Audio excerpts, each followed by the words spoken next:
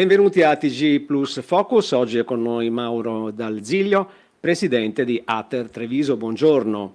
Buongiorno a lei e a tutti i suoi ascoltatori. Abbiamo letto dati allarmanti, notizie allarmanti, bollette alle stelle, inquilini Ater sommersi di debiti, morosi 4 su 10, c'è chi deve saldare addirittura arretrati per 20.000 euro. Avete fatto un vertice oggi, è già uscito qualcosa, che cosa avete deciso? Sì, oggi organizzato dalla CGIL abbiamo fatto una tavola rotonda dove ero presente io, c'era altri esponenti dell'edilizia, del residenziale e anche il sindaco di Treviso Mario Conte.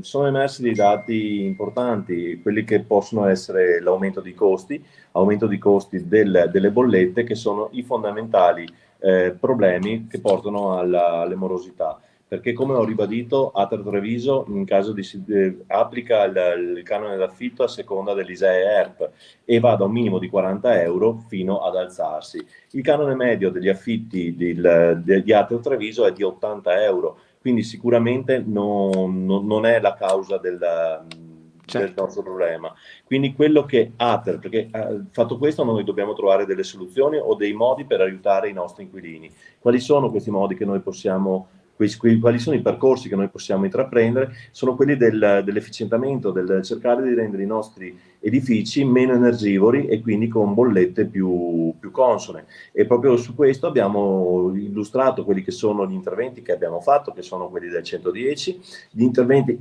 scusate, che abbiamo appena cantierato, che sono il PNRR, dove abbiamo 11 milioni e 800 mila euro su 7 interventi, andremo a efficientare più di 100 alloggi.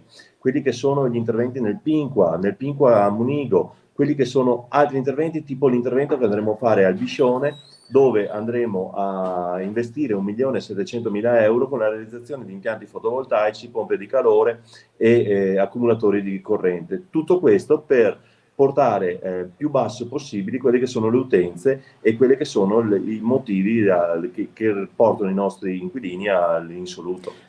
Comunque, quando c'è un affitto di 80 euro significa che la persona che vi abita guadagna veramente poco, quindi bisognerà anche fare un raccordo su altri numeri, quello che comunque state dicendo di fare voi, ma poi questi efficientamenti li paga comunque il comune.